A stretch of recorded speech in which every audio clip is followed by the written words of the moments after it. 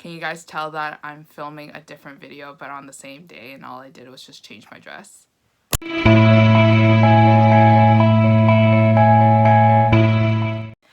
Okay, so we're back here again to talk about some things that have been happening and that have been in my mind for a long time now. So if you guys don't know, I am on social media, obviously, because I'm on YouTube right now. But I'm more big on Instagram, and more specifically Bookstagram. So I post a lot of pictures about books. I talk about books in my IG stories. I give life updates. You can follow me on Instagram if you haven't already, although I feel like majority of my subscribers coming here are from my Instagram, so there's no need to plug, but I'll plug anyways. So I'm here to talk about the topic that has been probably a hot topic for the past 10 years now, and it recently came up, flaring up in the recent years.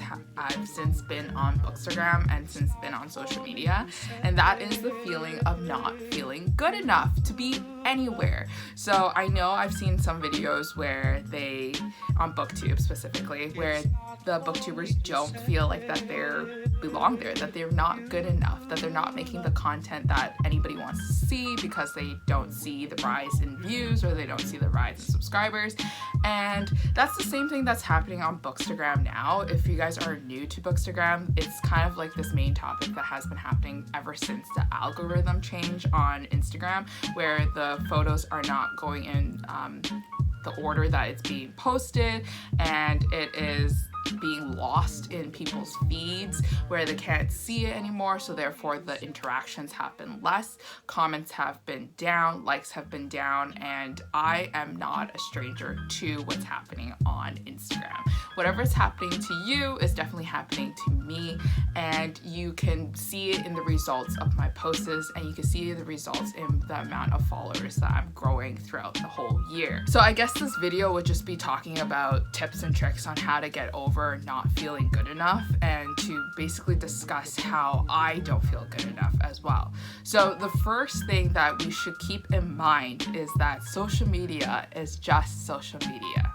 Very plain and simple. Let's digest this for a second there. Unless it's your job, unless it is you are a marketing specialist for a major company and you are expected by your managers to grow the brand value, to grow the brand reputation, and to grow the amounts of followers and interactions on your social media pages, you really shouldn't take social media that serious. And this also goes for all our influencers out there that make social media their main source of income. You know, this probably doesn't apply to you, but for people like me who don't depend on social media for my main source of income, and that it's really just a hobby, this one is for you. You have to remind yourself that social media is a hobby. It does not matter in the end, really. If social media like IG, Instagram, or Twitter, or Facebook, or whatever were to shut down tomorrow, what is left of your life? Everything else. Really, it's everything else in your life is still left over. You still have your family, you still have your friends, you still have your job, you still have your school to complete, and you still have everything that you loved and everything that you hated. Nothing has changed. It's just an attachment, and I think like that's what we need to understand about social media, is to not take it too seriously. Sure, it's a hobby that you can develop your skills in, that you can enjoy, but also at the end of the day, if you're creating something that you're proud of and you're putting it out there and you're not getting interactions that you expected and you like, it does not mean that you are worth less. It does not mean that your content was not as good as others.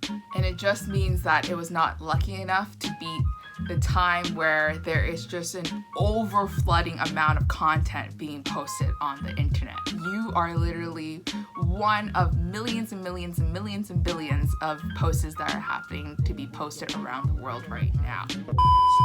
So I'm not going to lie, I'm not going to beat around the bush, but I'll tell you right now that my Instagram page took maybe 4 years now to build. I have recently reached over 8,000 followers. There are people that started back 6 months ago and they already have more followers than me. They blew up by storm overnight, and they kind of just gained attraction, and they gained all this momentum where they just gained a lot of followers through their posts and through their likes and through everything. And yes, it's hard not to be jealous over the fact. It's hard not to look at people and look at their posts and compare yourself to others.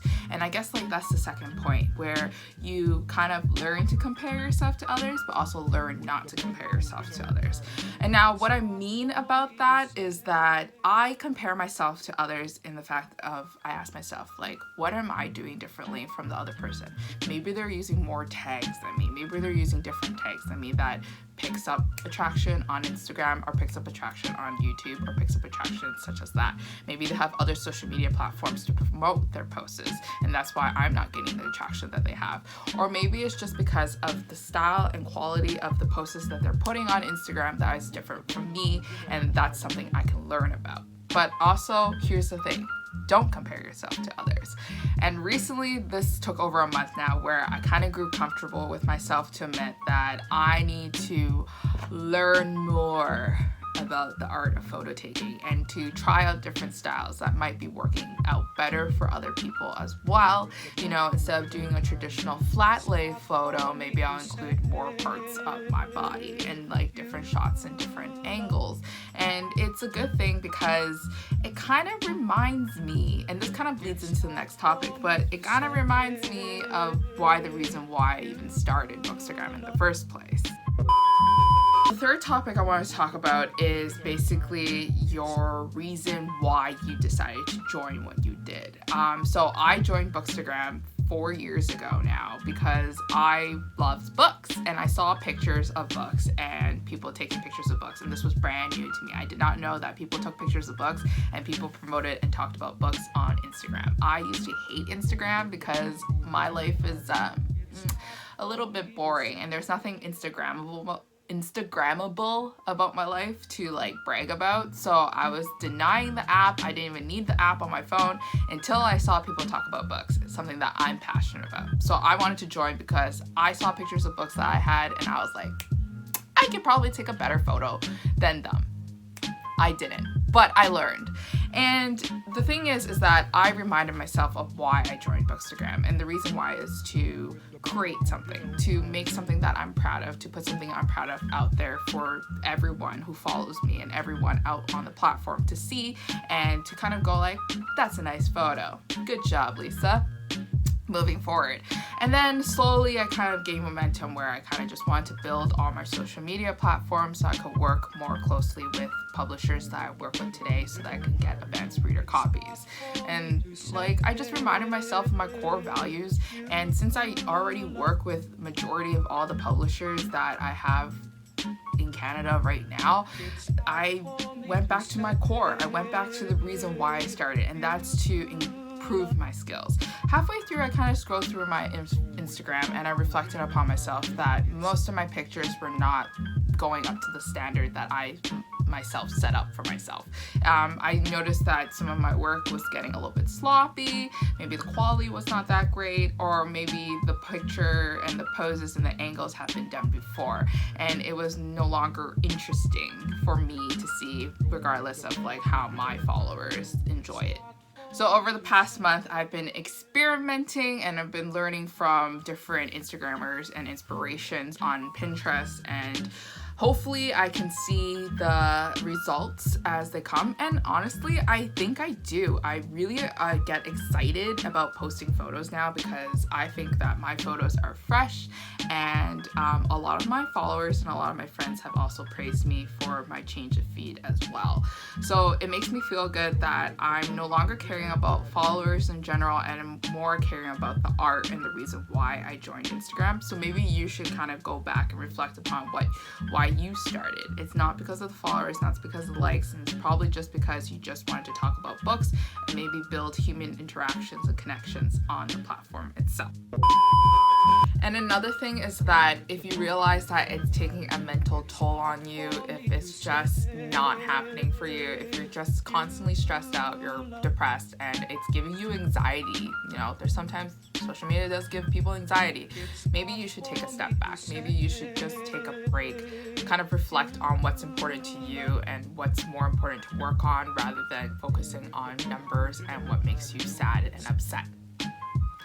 So anyways, thank you for watching my videos. This is just like a little rant I had about not feeling good enough, and I just wanted to put my little intake in it. A lot of my friends on Instagram has discussed this either in their Instagram stories or on their blog posts. Specifically, my friend Bree, she commented and she made a blog post about it that I will link down below if you want to take a look at. She makes some really good points about how to overcome this feeling and also her own experiences with the same topic as well.